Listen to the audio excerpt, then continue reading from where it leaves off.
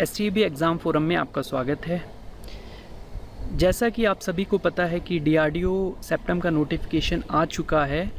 इसी के अंतर्गत हमने DRDO सेप्टम 2022 नाम की सीरीज़ स्टार्ट की हुई है। इसी सीरीज़ में हम छठे चैप्टर यानी चैप्टर 6 पर पहुंच गए हैं। इस चैप्टर में हम जर्नल साइंस वाला सेक्शन कवर करेंगे। ओके, जर्नल साइंस यानी सामान्य विज्ञान का जो सेक्शन होगा उसमें क्या क्या पूछा जाता है वो हम जानेंगे। लेकिन शुरुआत करने से पहले जानते हैं आज का विचार।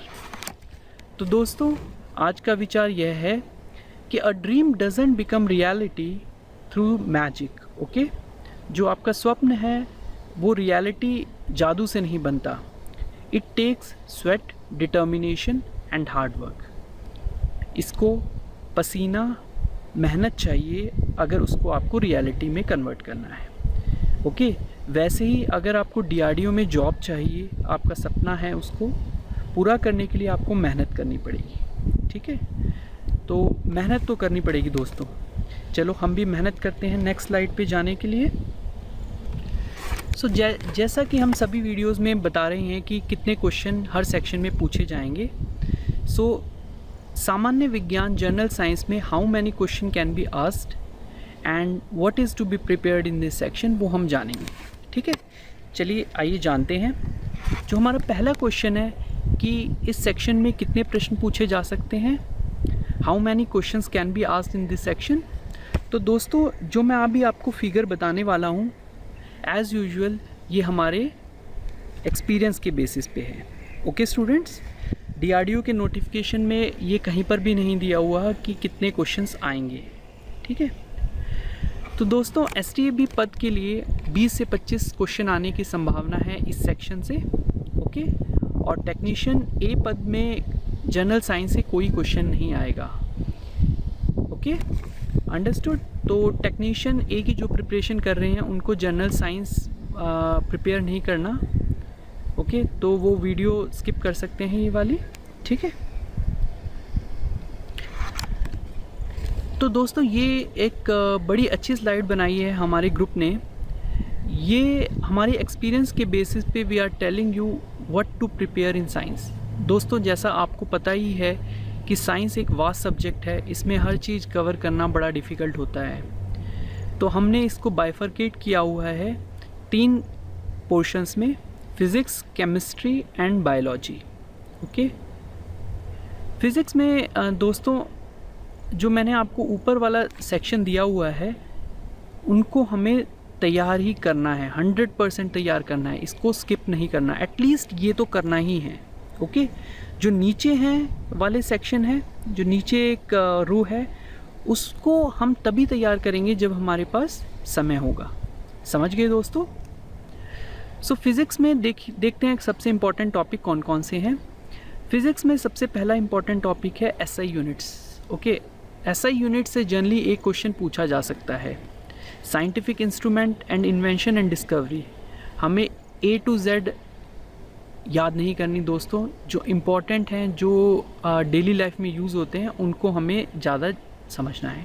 ठीक है, उसके बाद motion, work, energy, power, gravitation, इन सब का हमें बेसिक्स देखने हैं। एटलीस्ट बेसिक्स पता होनी चाहिए।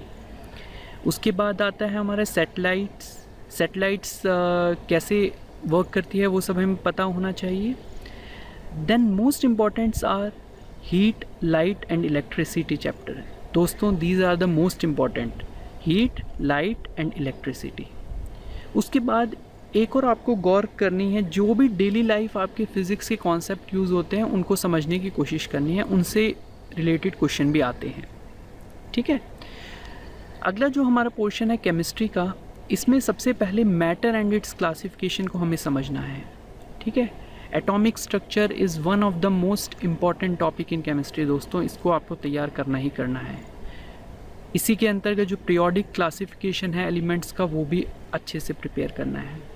ठीक है, एसिड, बेसिस एंड सॉल्ट से जनरली एक क्वेश्चन आता ही आता है, तो इसको भी प्रिपेयर करना है।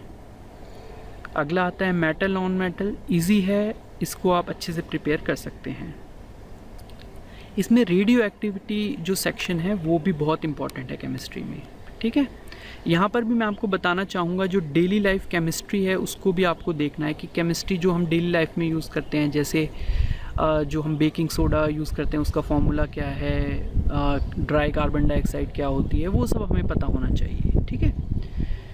बायोलॉजी में बेसिकली आपको जो फर्स्ट हमारा जो चैप्टर रहता है सेल का, उसके हर कंपोनेंट का फंक्शन पता होना चाहिए, और जितनी भी टर्मिनोलॉजीज़ होती हैं, जैसे पक्षियों की स्टडी को क्या कहा जाता है, इंसेक्ट की स्टडी को क्या कहा जाता है, वो सब आपको देखना है।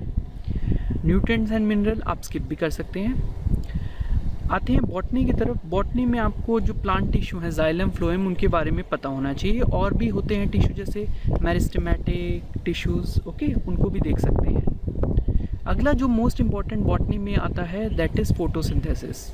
फोटोसिंथेसिस से एक क्वेश्चन आना ही आना है, उसको आप अच्छे से तैयार कीजिए। बायोलॉजी में स्मॉलेस्ट एंड लार्जेस्ट, चाहे वो एनिमल में हो चाहे प्लांट्स में हो, वो आपको पता ही होना चाहिए, ओके। अगले आते हैं जूलॉजी। जूलॉजी बहुत इंपॉर्टेंट टॉपिक है बायोलॉजी में। इसमें ह्यूमन ब्लड भी बहुत इंपॉर्टेंट है, ओके।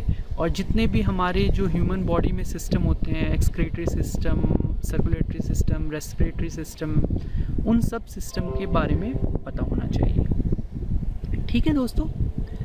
जो अगला आता है दैट इज़ ह्यूमन डिजीज़, वो भी बहुत इम्पॉर्टेंट है। ह्यूमन डिजीज़ मतलब क्या हुआ, ह्यूमन डिजीज़ जो कॉमनली आम बीमारियां लगती हैं उनका प्रिवेंशन क्या है, वो किसके कारण होती हैं, वो समय में पता होना चाहिए। सेक्स डिटर्मिनेशन कैसे किया जाता है ह्यूमन में, क्रोमोसोम बेसिस पे, वो सब आपको पता होना चाहिए, ठीक है। तो जो ये अभी मैंने आपको तीनों फिज़िक्स, केमिस्ट्री एंड बायोलॉजी में बताए हैं, वो आपको 100% तैयार करने हैं। करोगे दोस्तों? ओके। तो जो अगला, जो हमने आपको अगला रो में बताया हुआ है कि अगर आपके पास समय हुआ तो आप इनकी भी तैयारी कर सकते हैं। जैसे फिज़िक्स में pressure and surface tension, viscosity, elasticity, density, wave and sound motion, thermodynamics, electronics and nuclear physics. अगर आपके पास टाइम है, अगर आपको नॉलेज है, तो आप इनकी भी तैयारी कर सकते हैं। केमिस्ट्री में carbon and its compound important है बट बहुत वास्ट है, इसीलिए मैंने इसको अगर टाइम हुआ तभी आप कीजिए, okay.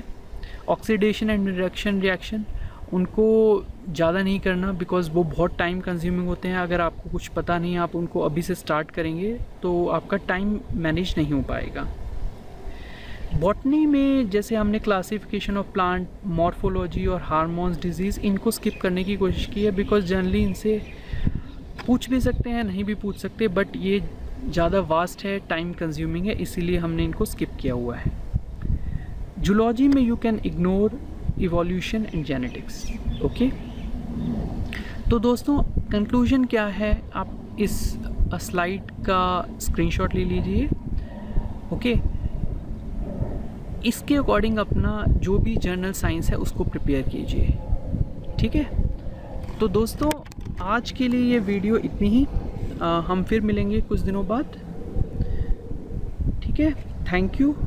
And one more thing students, जो हमारी वीडियोस हैं उनको आप अपने दोस्तों के साथ शेयर ज़रूर कीजिए, हमें लाइक कीजिए, हमें सपोर्ट मिलता है, सपोर्ट मिलने से हम आपके लिए अच्छी अच्छी वीडियो बनाते हैं, ठीक है।